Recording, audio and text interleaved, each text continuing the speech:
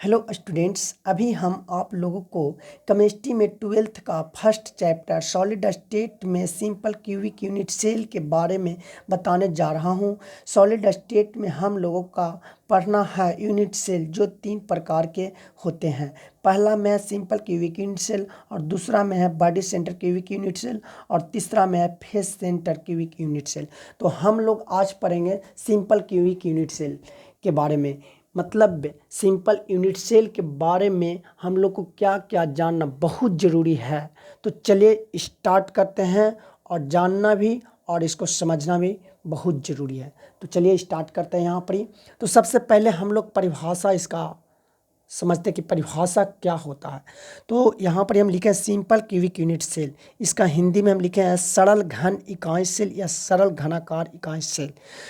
चलिए यहाँ डिफिनेशन करा है कि the simple cubic unit cell is the simplest repeating unit in a simple cubic structure.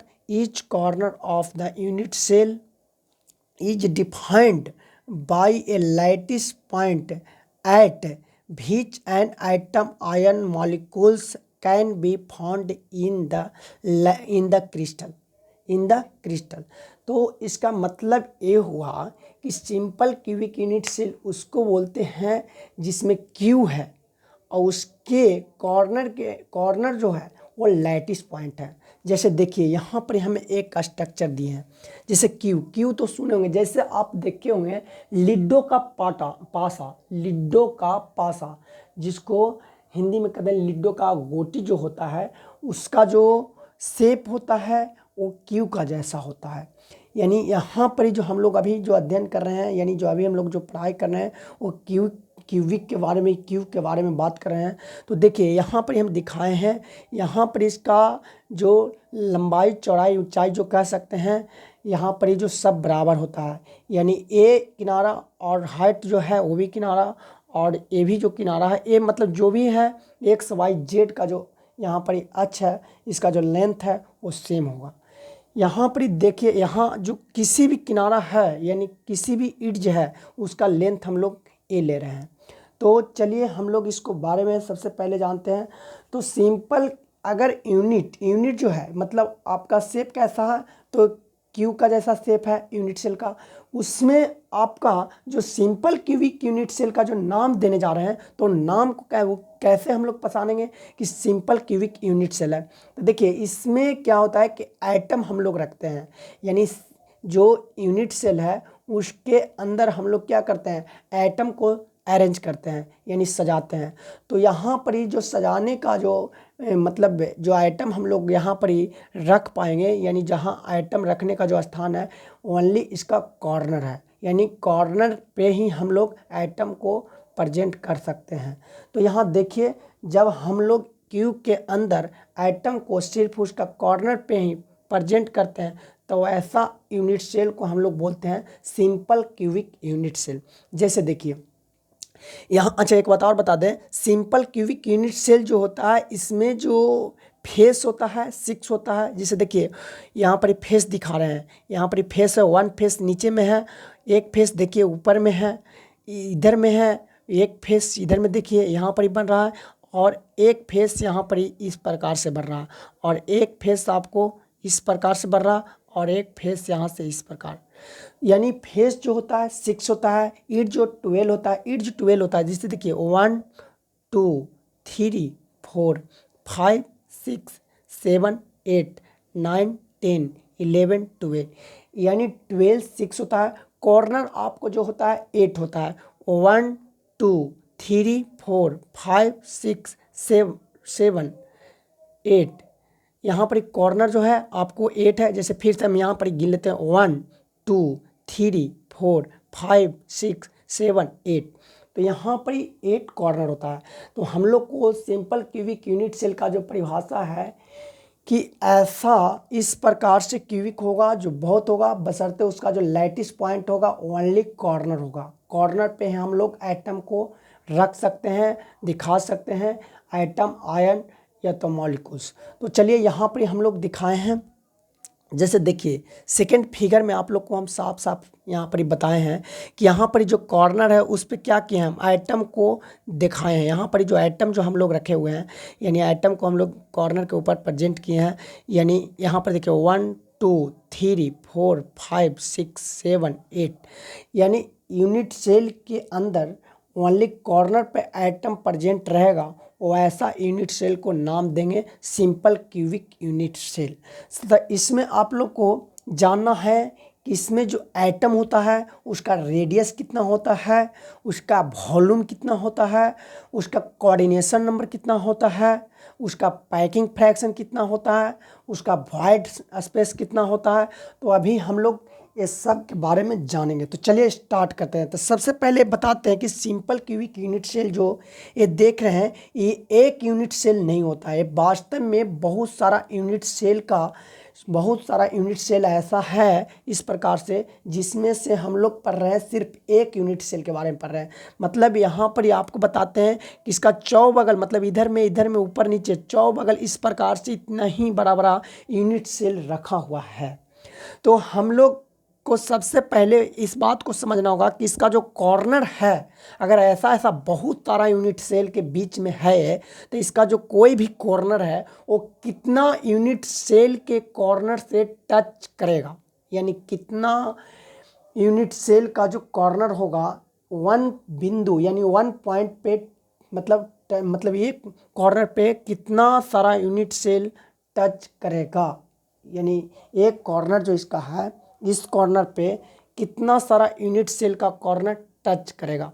तो आप यहाँ पर ही तो नहीं देख सकते हैं, मगर आप इमेजिन कीजिए कि आप जिस रूम में हैं वैसा ही शेप, मतलब उस रूम का जो आकार होगा एक क्यू का जैसा है, और उस रूम जो होगा यानी चौबगल उतना ही बड़ा रूम होगा। यानी आप जिस रूम में बैठे हुए हैं उसका ऊपर में सेम रूम होगा, नीचे में भी सेम रूम होगा, दाएं बाएं आगे पीछे, यानी इस प्रकार से आपको ढेर सारा रूम रहेगा। तो वहाँ पर ही रूम का वन कॉर्नर जो होगा वास्तव में 8 रूम का कॉर्नर होगा। यानी एक जो कॉर्नर होगा एक रूम का, मतलब समझिए कि किसी भी रूम का जो कोई भी कॉर्नर होगा वो कॉर्नर पे आपको कहिए तो 8 रूम का कॉर्नर टच करेगा। यानी यहाँ पर जो हम लोग परमाणु रखे हैं, ये जो परमाणु जो आप लोग देख रहे हैं कि परमाणु यहाँ रखे हुए हैं, ये परमाणु जो रख के हम लोग दिखाए हैं, ये परमाणु एक यूनिट के लिए अगर हम हिस्सा मतलब कहेंगे कि एक यूनिट के लिए कितना होगा, 1 आइटम 1 यूनिट के लिए तो 1/8 होगा, क्योंकि वो जो कॉर्नर है वो कॉर्नर वास्तव में 8 रूम का कॉर्नर है। अगर कॉर्नर किसी प्रकार से आप डैमेज करते हैं तो पता चलेगा कि वहाँ पर 8 रूम है वो 8 रूम का भी कॉर्नर डैमेज कर गया। यानी आपको जो उस पे के जो परमाणु है, उस कॉर्नर का जो भी परमाणु है उसका जो 1 यूनिट के लिए अगर परमाणु चाहिए तो 1/8 हिस्सा होगा। तो यहाँ पर आप समझ गए होंगे। अब इसमें पूछता है कि टोटल एक यूनिट के लिए कितना परमाणु होगा, यानी कितना आइटम होगा, नंबर ऑफ आइटम का संख्या कितना होगा। सिंपल क्यूबिक यूनिट सेल में नंबर ऑफ आइटम का संख्या कितना होगा। तो ये जान जाइए कि इसमें टोटल जो कॉर्नर है 8 है, और 1 कॉर्नर है 1 यूनिट सेल के लिए 1/8 आइटम को क्या करता है, देता है। यानी वो इस यूनिट सेल के लिए अगर कहा जाए तो इसमें से अगर हिस्सा चाहिए इसको, यानी इसका परसेंट चाहिए तो 1/8 होगा।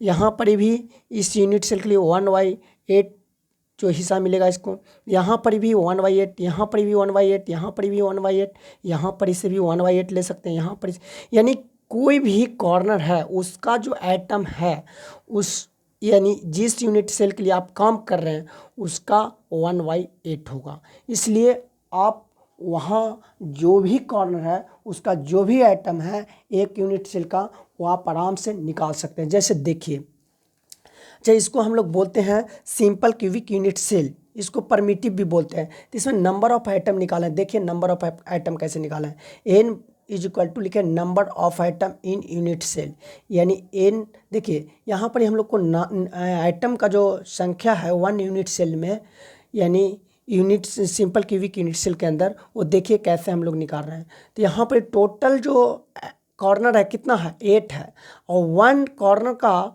जो एटम होता है 1 यूनिट सेल के लिए कितना होता है, 1/8, यानी 8 में 1/8 से मल्टीप्लाई कीजिएगा तो आपको हो जाएगा 1, यानी नंबर ऑफ एटम जो हो जाएगा सिंपल क्यूबिक यूनिट सेल में जो 1 होगा।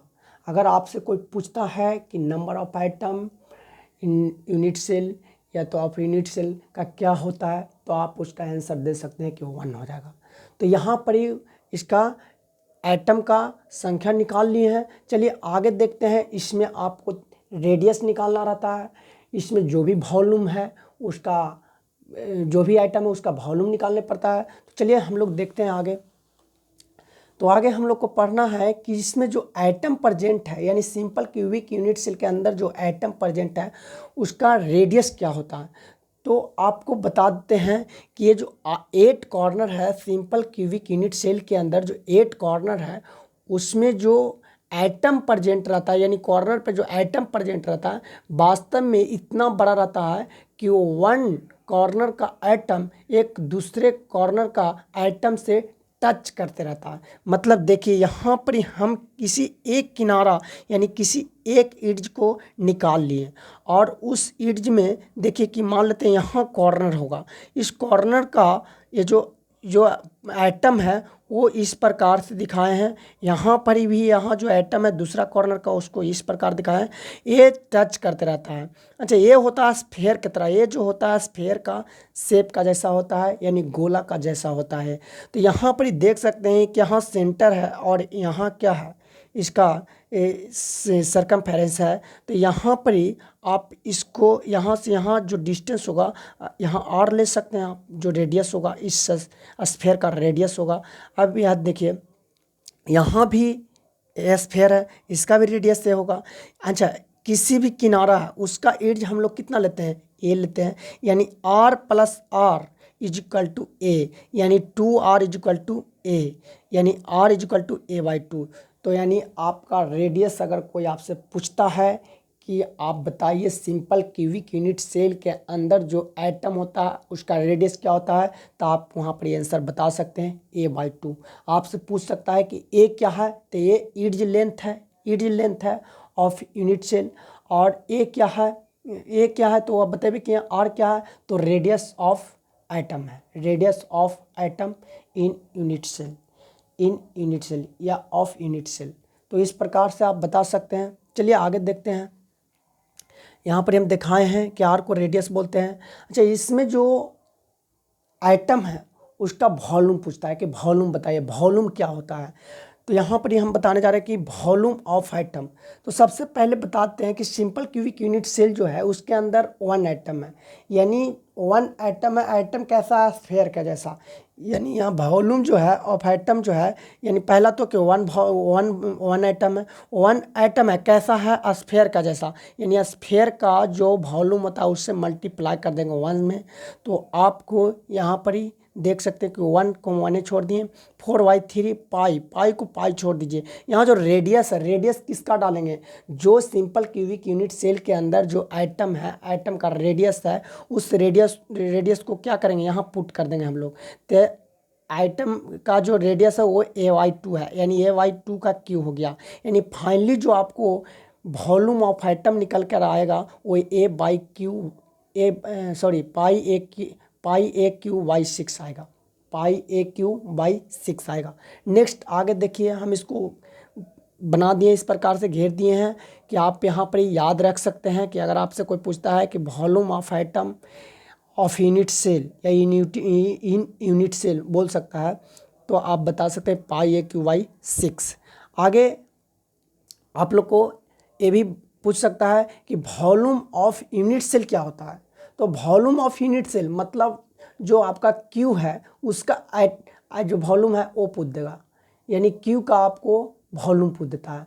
तो क्यू क्या है, क्यू जो है उसका आप आराम से जान रहे हैं कि उसका जो किनारा है वो सब कितना है, उसका ए है, यानी ए क्यू हो जाएगा उसका वॉल्यूम। तो उसका जो वॉल्यूम होगा ए क्यू लिख दिए। चलिए आगे देखिए, आगे इस प्रकार से आगे आपको जानना है पैकिंग फ्रैक्शन के बारे में पढ़ना है। पैकिंग फ्रैक्शन क्या होता है।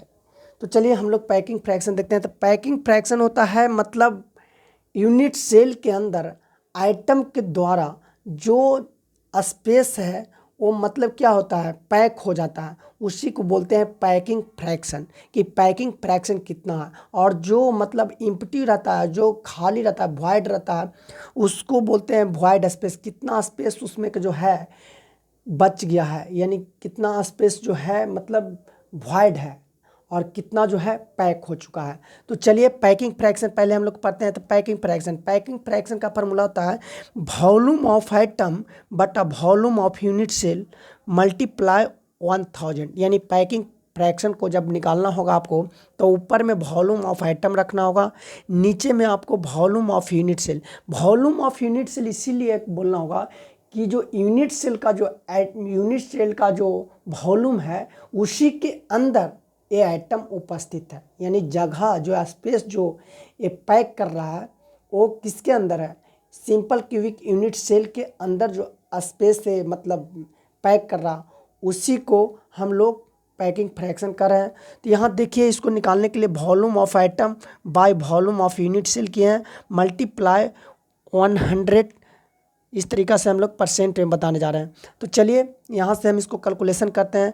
पैकिंग फ्रैक्शन में वॉल्यूम ऑफ आइटम ऊपर रखना है, यानी वॉल्यूम ऑफ आइटम कितना है, पाई ए क्यू बाई 6 है। और नीचे में क्या है, वॉल्यूम ऑफ यूनिट सेल। तो वॉल्यूम ऑफ यूनिट सेल कितना है, ए क्यू। आपका जो वॉल्यूम ऑफ यूनिट सेल किसके अंदर है, ए क्यू के अंदर है, गुने 100%। यानी आपको इस प्रकार से कैलकुलेशन हो जाएगा, पूरा फाइनली आएगा 52.3%। 52.3%। पर आगे आपको ये भी पूछ सकता है कि जब पैकिंग इतना है सिंपल क्यूबिक यूनिट सेल के अंदर, तो वॉइड स्पेस क्या होगा, वॉइड स्पेस बताइए। तो वॉइड स्पेस बताने के लिए क्या कीजिएगा, वॉइड स्पेस बराबर आप पूरा तो होगा 100 में से 52.3 को मतलब डिक्रीज कर दीजिए, कम कर दीजिए, तो यहाँ वॉइड स्पेस आपको निकल जाएगा 47.7%। तो इस प्रकार के पैकिंग वॉइड, ये भी आपको मालूम हो गया कि पैकिंग कितना है, वॉइड कितना है, रेडियस कितना है, वॉल्यूम ऑफ आइटम कितना है, नंबर ऑफ आइटम कितना है। इस प्रकार से आसानी से आप बता सकते हैं। चलिए आगे इसमें कुछ और देखना है। जैसे देखिए अब इसमें जानना है कि कोऑर्डिनेशन नंबर पढ़ना पड़ा। कोऑर्डिनेशन नंबर पूछ देता है कि कोऑर्डिनेशन नंबर, जैसे बोर्ड का एग्जाम में पूछ सकता है कि सिंपल क्यूबिक यूनिट सेल के अंदर कोऑर्डिनेशन नंबर कितना होता है। तो देखिए वास्तव में कोऑर्डिनेशन नंबर पता कैसे करते हैं। जैसे आपको मालूम है कि यूनिट सेल बहुत सारा है, यानी यूनिट सेल के अंदर बहुत सारा है, और यूनिट सेल के अंदर जो कॉर्नर पे जो आइटम है, तो हम लोग बोलते हैं कि सिंपल क्यूबिक यूनिट सेल है। यानी सिंपल क्यूबिक यूनिट सेल का वन आइटम जितना भी आइटम के साथ टच करेगा, यानी जितना भी नंबर ऑफ आइटम के साथ टच करेगा, उतना ही कोऑर्डिनेशन नंबर हो जाएगा।